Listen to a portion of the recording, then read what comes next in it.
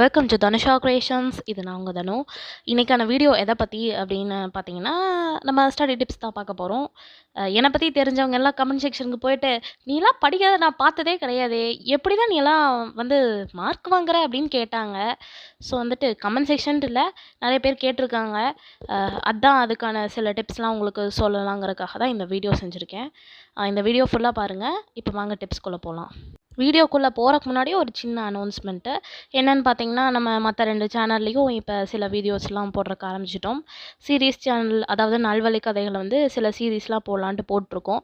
போய் பாருங்கள், கண்டிப்பாக சப்போர்ட் பண்ணுங்கள். குக்கிங் சேனலில் வந்துட்டு எனக்கு தெரிஞ்ச அளவுக்கு புதுசான இதெல்லாம் இல்லை, பழசு கூட நான் செய்கிற முறையெல்லாம் போட்டிருக்கேன், போய் பாருங்கள்.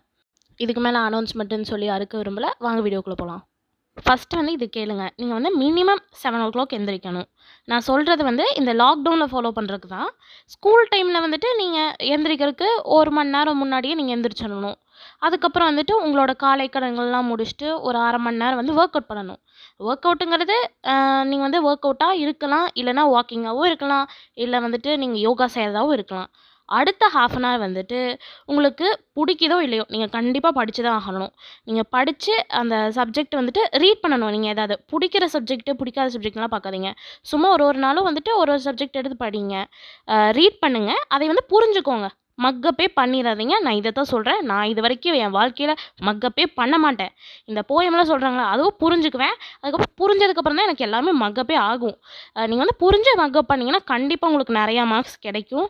And knowledge is must. அதனால் நாலேஜ் உங்களுக்கு கெயின் ஆகும். இந்த 1/2 அன் ஹவர் முடிச்சதுக்கப்புறம் நீங்கள் வந்துட்டு உங்களோட மற்ற நார்மலான ப்ரிப்பரேஷன்ஸ்லாம் உங்கள் கிளாஸ்க்கு, ஸ்கூலுக்கு அதெல்லாம் பண்ணிக்கோங்க.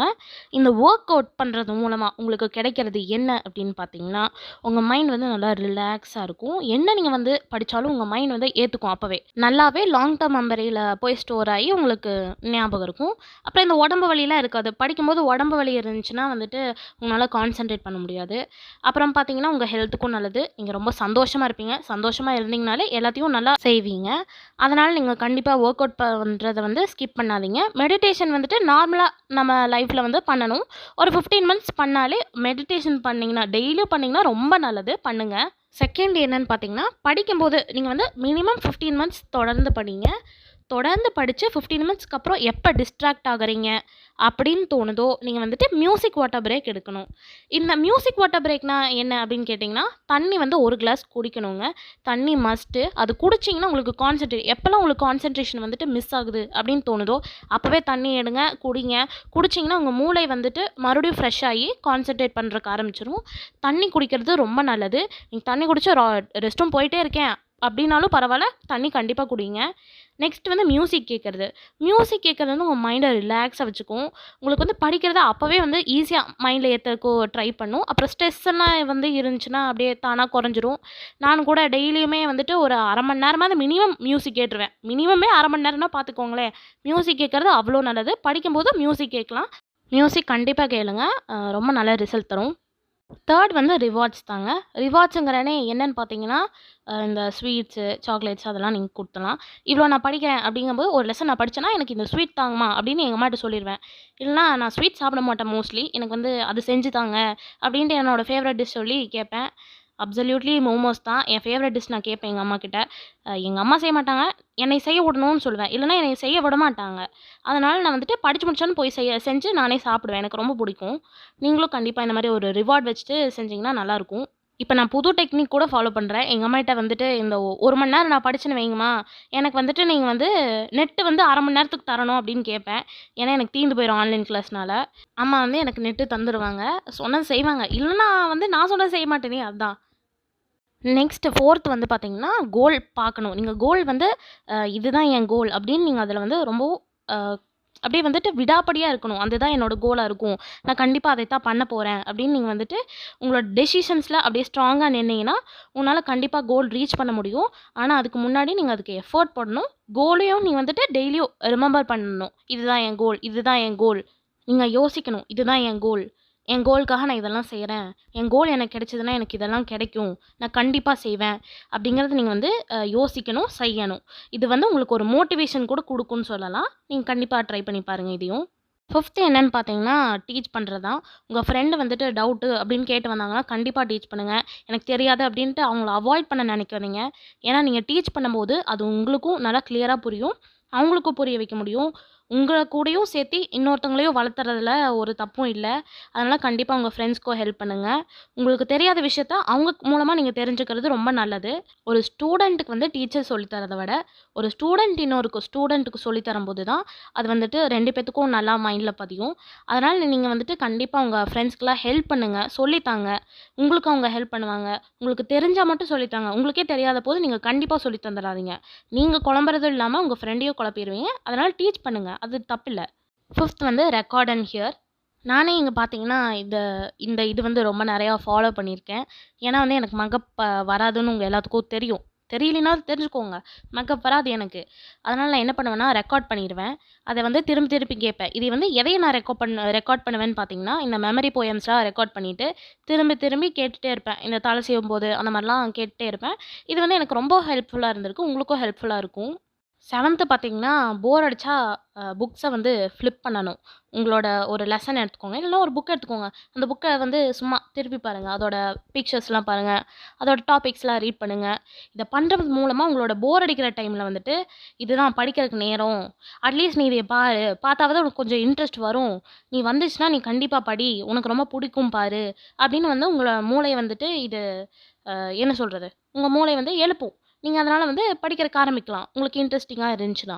படிக்கிறக்கு இன்ட்ரெஸ்ட் இல்லைன்னா என்ன பண்றது? அப்படின்னு கேட்டீங்கன்னா, படிச்சு தான் ஆகணும். நம்ம ஸ்டூடண்ட்ஸோட நிலைமைலாம் படிச்சு தான் ஆகணும். கண்டிப்பா படிங்க. இது பண்ண மூலமா உங்களால படிக்க முடியும். கண்டிப்பா. 8த் டிப் என்னன்னு பார்த்தீங்கன்னா, நோட்ஸ் எடுக்கிறது தான். நீங்க நோட்ஸ் வந்து எடுங்க. இப்ப வந்து நீங்க படிக்கிறீங்க. அதை ரீட் பண்ணிட்டு உங்களுக்கு புரிஞ்சிருச்சுன்னா, அந்த புரிஞ்சத நீங்க எழுதுங்க. உங்க கைக்கும், மூளைக்கும் ஒரு பெரிய கனெக்ஷன் இருக்கு. அதனால நீங்க வந்துட்டு எழுதுறது வந்து உங்களுக்கு ஈஸியா வந்து லாங் டெர்ம் மெமரியில சேவ் ஆகறதுக்கு ரொம்ப நெறைய வாய்ப்புகள் உண்டு. அதனால நீங்க கண்டிப்பா எழுதி எழுதியே படிங்க. எழுதுறதுன்னா நான் எழுதிட்டே இருக்க சொல்லல. அது என்ன எழுதுறீங்கன்னு தெரிஞ்சுட்டே எழுதுங்க. நான் பார்த்தீங்கன்னா, ரொம்ப சிம்பிளாலாம் நோட்ஸ் எடுக்க மாட்டேன். நான் வந்துட்டு இருக்கிறது வந்து இந்த ஹிண்ட்ஸ் டெவலப்மெண்ட் மாரி எடுத்து வச்சுக்குவேன். எனக்கு அது வந்து ரொம்ப யூஸ்ஃபுல்லா இருந்திருக்கு. என் மூளையில லாங் டெர்ம் மெமரியில சேவ் பண்றக்கு. உங்களுக்கும் கண்டிப்பா யூஸ்ஃபுல்லா இருக்கும். இந்த டிப்ப வந்து கண்டிப்பா ஃபாலோ பண்ணுங்க. இந்த 9த் டிப் பார்த்தீங்கன்னா, start and end. Start and end அப்டின்னா என்னன்னு பார்த்தீங்கன்னா, நீங்க வந்துட்டு படிக்கிறக்கு ஆரம்பிக்கிற அந்த முதல் 10 நிமிஷமோ, 5 நிமிஷமோ, இல்ல எண்டிங் 5 நிமிஷமோ, 10 நிமிஷமோ தான் நல்லா ஞாபகம் இருக்கும் நீங்க படிச்சது. அதனால நீங்க வந்துட்டு கஷ்டமான டாபிக்ஸ் வந்துட்டு அப்ப படிங்க. ஈஸியா இருக்க டாபிக் நடுவுல படிங்க. இந்த 10த் டிப் என்னன்னு பார்த்தீங்கன்னா, நோட் டேக்கிங் மெத்தட் தான். இப்ப வந்து நான் நோட் எடுக்கிற ஒரு மெத்தட் சொல்லப் போறேன். இந்த மெத்தட் வந்து நான் ஒரு வகையான ஒரு நோட் டேக்கிங் மெத்தட்ன்னு சொல்லுவேன். இது ரொம்பவும் ஹெல்ப்ஃபுல்லா இருந்திருக்கு. இது வந்து ஒரு 2 கோடு போடுவோம். அந்த 2 கோட்டுக்குள்ள 3 பாகமா பிரிச்சு எழுதுவோம். இப்ப இந்த மாரி கோடு போட்டுக்கோங்க. கோடு போட்டு நான் சொல்ற இடத்துலலாம் வந்துட்டு ஒரு ஒரு மாரி எழுதணும். இப்ப இந்த பகுதியில பார்த்தீங்கன்னா, நீங்க வந்துட்டு நான் எடுக்கிற மாரி நான் ஹிட்ஸ் டெவலப்மென்ட் சொல்றேன்ல, அந்த மாரி நான் எழுதிருவேன். இதுல வந்துட்டு நீங்க உங்களோட நோட்ஸ் எழுதிக்கலாம். இப்ப இருக்க இந்த இடத்துல பார்த்தீங்கன்னா, நீங்க வந்து இப்ப இந்த எழுதியிருக்கிற டாபிக்கான கொஸ்டின்ஸ்லாம் நீங்க இதில எழுதணும். கொஸ்டின்ஸ் எழுதி வச்சுக்கோங்க. மிஸ் சொல்ற கொஸ்டின்ஸ், அப்புறம் உங்களுக்கு அதில என்னெல்லாம் கொஸ்டின்ஸ் தோணுதோ அதில எழுதிக்கலாம். இந்த இடத்துல பார்த்தீங்கன்னா, ரொம்பவும் முக்கியமானது. அதுவும் ரொம்பவும் சுருக்கி நீங்க எழுதணும் இந்த இடத்துல. இல்லன்னா நீங்க வந்துட்டு வேற ஏதாவது இம்பார்ட்டன்டான ஃப்ளோ சார்ட்ஸ், டயகிராம்ஸ் அதெல்லாம் இந்த இடத்துல வரைஞ்சுக்கலாம். இப்ப எக்ஸாம் டிப்புக்கு பார்த்தீங்கன்னா வந்துட்டு, ஒரு போனஸ் டிப் சொல்றேன். இது வந்து 11வது பாயிண்ட்னும் சொல்லலாம், இல்ல போனஸ் டிப்னும் சொல்லலாம். இது பார்த்தீங்கன்னா, உங்களுக்கு என்னெல்லாம் தெரியுதோ அதெல்லாம் எழுதுங்க. உங்களுக்கு ஆன்சர் ஃபாலோயிங்ல வந்துட்டு டீட்டெயில்ல 1 பாயிண்ட் தான் தெரியுதா? எழுதி வச்சுருங்க. இல்ல 3 பாயிண்ட் தெரியுதா? எழுதுங்க. இல்ல வந்துட்டு எனக்கு தெரிஞ்ச மாரி இருக்கு, ஆனா தெரியல. அது கரெக்ட்டா இல்லையான்னு தெரியல. அப்படிங்கிற போதும் நீங்க அத எழுதுங்க. எழுதும்போது அது கரெக்ட்டா இருந்துச்சுன்னா, மார்க் கண்டிப்பா கிடைக்கும். நீங்க இப்ப ஃபெயில் ஆயிட்டீங்க, சப்போஸ் நான் வாய வைக்கல. ஆனா சப்போஸ் ஃபெயில் ஆயிட்டீங்கன்னா, உங்களுக்கு அங்கங்க பார்த்து மார்க் போடுறதுக்கு இதெல்லாம் ரொம்ப ஹெல்ப்ஃபுல்லா இருக்கும். இப்ப கடைசியா இன்னொரு போனஸ் என்னன்னு பார்த்தீங்கன்னா, இது யூடியூப் சமாச்சாரம். இது ஆக்சுவலி வந்து உங்களுக்கு பிடிக்கலைன்னா இத ஸ்கிப் பண்ணிக்கலாம். ஏன்னா வந்துட்டு நெறைய பேர் ஆன்லைன் கிளாஸ் வந்துட்டு மொபைல்லயே பார்த்து பார்த்து கண்ணு வலிச்சு போயிருப்பீங்க. அவங்கலாம் இது வேண்டாம். ஆன்லைன் கிளாஸ் புரியாதவங்க அப்படிங்கிறவங்க வந்து ஃப்ரெண்ட்ஸும் சொல்லி தர மாட்டேங்கிறாங்க. அப்படிங்கும்போது யூடியூப்ல புரியாத வீடியோஸ் வந்து புரிஞ்சுக்கிற மாரி புரியாத டாபிக்ஸ் புரிஞ்சுக்கிற மாரி வீடியோஸ்லாம் இருக்கு. போய் கண்டிப்பா பாருங்க. அப்படியே இந்த வீடியோவுக்கு ஒரு லைக் போட்டுவிட்டு சப்ஸ்கிரைப் பண்ணிட்டீங்கன்னா, எனக்கும் கொஞ்சம் ஹெல்ப்ஃபுல்லா இருக்கும். நான் என்ன சொல்ல வரேன்னா, இந்த வீடியோ புடிச்சிருந்தா லைக் பண்ணுங்க, ஷேர் பண்ணுங்க, கமெண்ட் பண்ணுங்க. சப்ஸ்கிரைப் பட்டன் கிளிக் பண்ணி, பக்கத்துல இருக்க பெல் ஐகான் கிளிக் பண்ண மறந்துடாதீங்க. தேங்க்ஸ் ஃபார் வாட்சிங்.